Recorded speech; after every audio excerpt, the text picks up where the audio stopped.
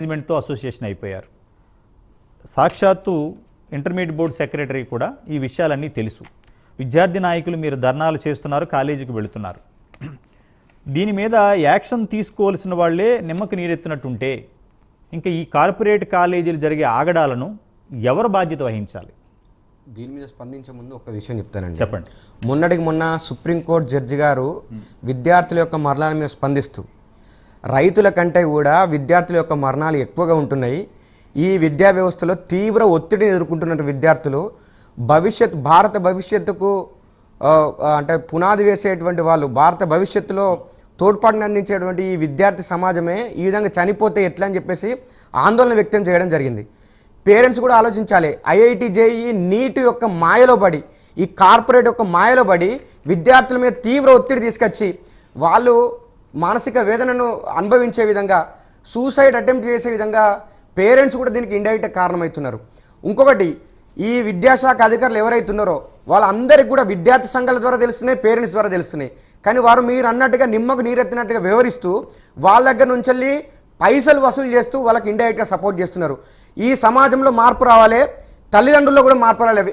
అధికారులారా గుర్తుపెట్టుకోండి, మీ ఆఫీసులలోకి వచ్చి మీకు దేహశుద్ధి చేసేదాకా మీరు తెచ్చుకోవద్దని చెప్పేసి విద్యార్థి సంఘాలకు మేము విజ్ఞప్తి చేస్తున్నాం. ఒకవేళ కనుక అదే స్థాయికి వచ్చిందనుకోండి, మీరు ఆఫీసులలో కూడా పని చేయకుండా అయిపోతారని చెప్పేసి తీవ్రంగా హెచ్చరిస్తున్నాం. ఎందుకు మీరు పని చేయరు? మీరు జీతం తీసుకునే దేనికోసం తీసుకుంటున్నారు? ఈ ప్రభుత్వం మిమ్మల్ని నియమించింది ఎందుకు? మీకు పిల్లలు లేరా? మీ పిల్లలు కూడా అదే విధంగా చనిపోతే మీకు ఏ విధంగా బాధ ఉంటుందో మీరు ఒకసారి ఆలోచించుకోవాలి.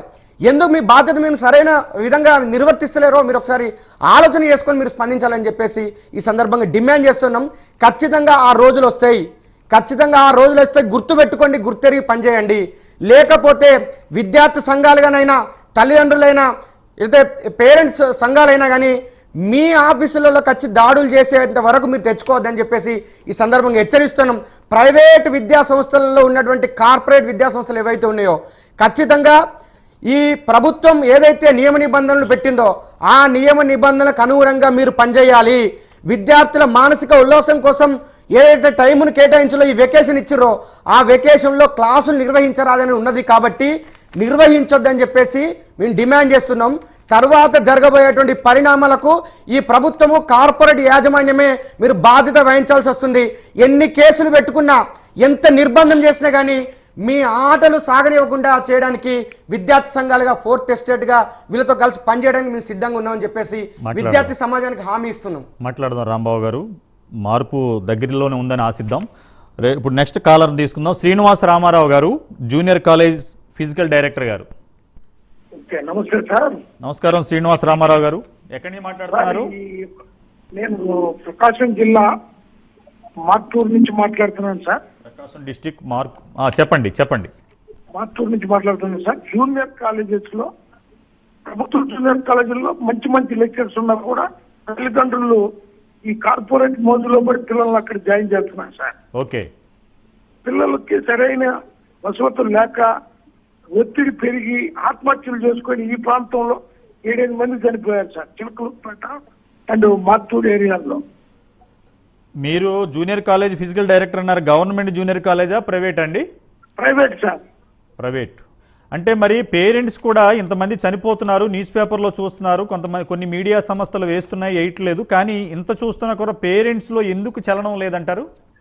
సార్ పేరెంట్స్ లో ఒక మాయలో పడిపోయారు సార్. పేరెంట్స్ చైతన్య నారాయణ అనే తల్లి అదేదో గొప్ప ప్రైవేట్ కాలేజీ జనంలోనే ఈ గవర్నమెంట్ కాలేజీలో మంచి స్టాఫ్ ఉండా కూడా ఉపయోగించుకోవడం చేతగాక తల్లిదండ్రులు, గవర్నమెంట్ సరైన పర్యవేక్షణ లేక ఈ విద్యా వ్యవస్థ ఈ విధంగా నాశనం అయిపోతుంది సార్. ఇంటర్మీడియట్ లో లక్షల్లో ఫీజులు కట్టించుకుంటున్నారు సార్, కానీ దాని తగ్గ క్వాంటిటీ లేదు సార్. ఇక్కడ తక్కువ ఫీజు అయినా బ్రహ్మాండమైన క్వాలిటీ ఉంటుంది సార్ గవర్నమెంట్ సెక్టార్ లో.